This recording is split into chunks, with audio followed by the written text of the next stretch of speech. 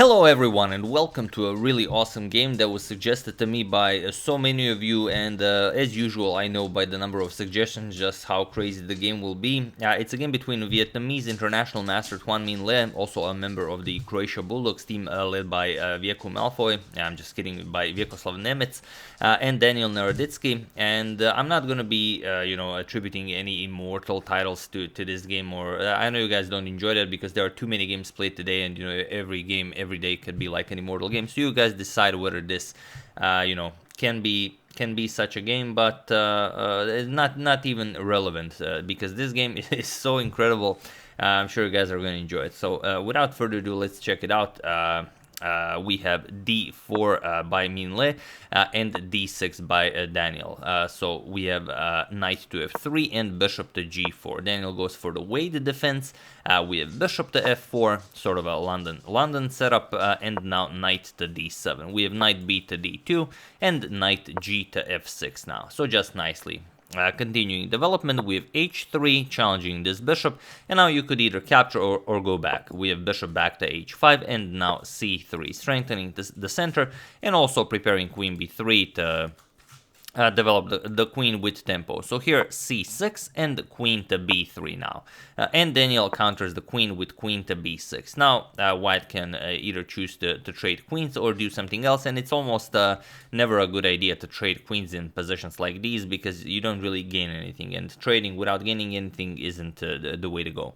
And there are some positions, there are some games that reach this exact same position where e3 was played, but here we have e4, and it is now only as of move 8 that we have a completely new game. So let's see how black deals with this. We have bishop captures on f3, g captures on f3, voluntarily ruining the pawn structure, but also improving the structure in the center here. And you kind of want to use the g file for attack if black decides to castle kingside at any point.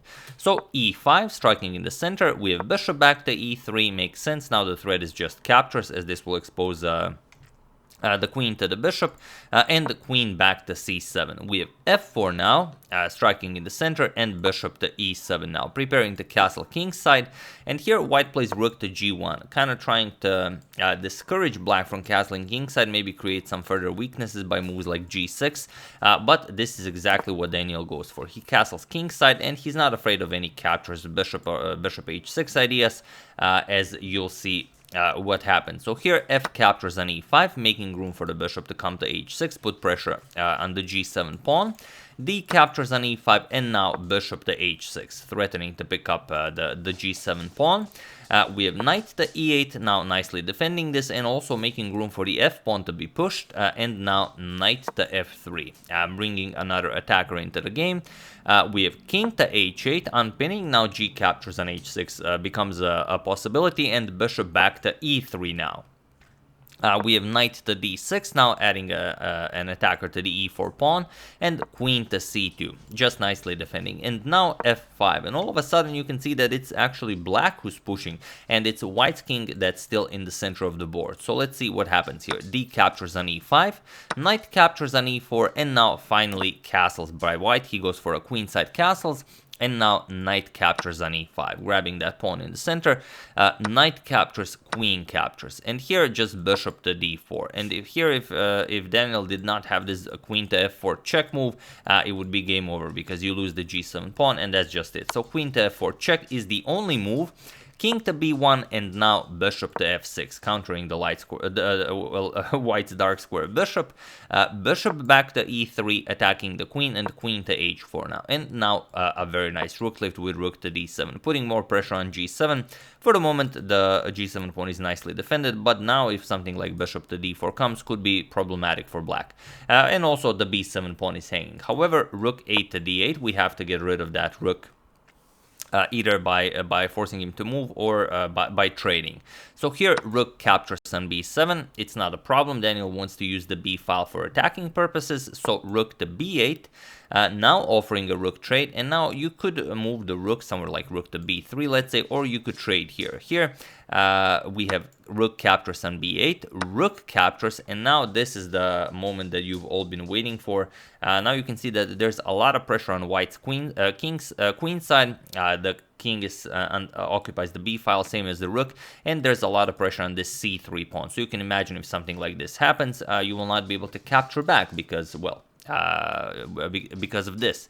So here you have to move the king, and a move like king to c1 is what should have been played here. However, Minh played king to a1, and this simply will not do. Here we have knight captures on c3 right away, and it seems like not the greatest of moves, because now the knight can be captured, and this is exactly what Minh does. So b captures on c3, but now comes the move, or rather a series of moves while we're even showing this game. Feel free to pause the video and to win this game for black while I give you a couple of seconds, and you know, go for the craziest idea possible.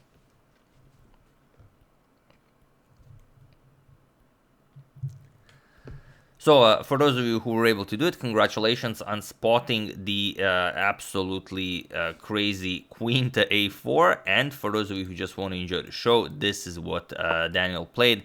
And this is not only an incredible move because the queen cannot be captured, but it's an incredible move because of what follows this, well, queen that cannot be captured.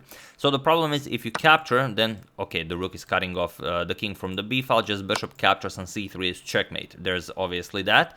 And even if you don't do that, after queen to a4, you could do something like bishop to d3, try and defend the queen, doesn't matter. We're just going to trade, captures, and again, bishop captures on c3 is checkmate. So that's out of the question.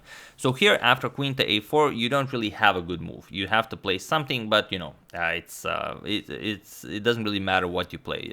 Queen to c1 is what was played in the game, but now comes the second pause the video moment, as it's now it's actually a forced checkmate in 3 moves. So feel free to pause the video and, you know, try to find a similar idea again while I give you a couple of seconds.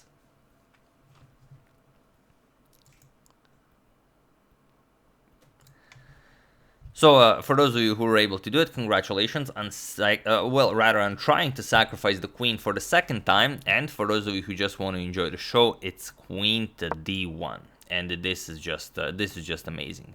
Now there's nothing you can do here. It was in this position that Tuan Minh resigned the game, as there is nothing more to be done here. So really crazy stuff. Of course, if you capture the queen, you've again removed the queen from the defense of the c3 pawn. So this is just checkmate. And even if you don't do this, if you try something else, let's say you try bishop to d2 or something like that, I mean, it doesn't really matter. There's no way to defend. You're just gonna play bishop captures on c3. The queen is pinned. The bishop now has to move, and now queen captures will be checkmate. So it doesn't matter what white does.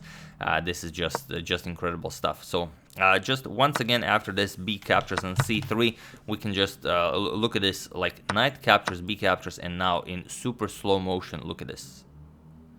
Queen to a4, outstanding. Queen c1, and then comes queen to d1. This is, wow. This is really insane stuff. And you know, it's like that Hikaru's Immortal Queen game, where he just, you know, tries to sacrifice his queen, and it simply cannot be captured. If you haven't seen it, I will put a link to it in the description below. First thing you'll see, so do check it out. It's quite an amazing game. So yeah, congratulations to Daniel Naroditsky once again for creating a masterpiece. He does seem to create these kind of games quite often. With the black pieces, I do think he's one of the, if not the most exciting player to watch nowadays. So I think we can expect more brilliancies like this from him.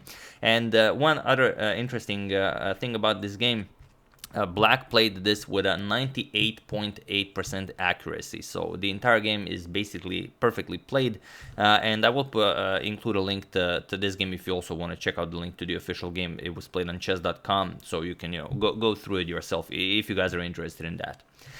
So yeah, and of course, congratulations to both of these players, as it always requires 2 players to create a masterpiece. So yeah, that's the game. Hope you guys enjoyed it. I would like to thank Max Waldbaum, Stanley Hickman, David Kimura, C. Vissers, and Kevin Wade for a contribution to my channel. Thank you a lot. I really appreciate it. As usual, you can check 2 of my previous videos here. Thank you all for watching, and I will see you soon, continuing the coverage of the Morphy saga. checking up on your wonderful suggestions such as this one, and of course whatever else happens in the chess world. So thank you all, I will see you soon, and have an excellent rest of your day, and do check out the game in the description below if you still haven't. See you soon.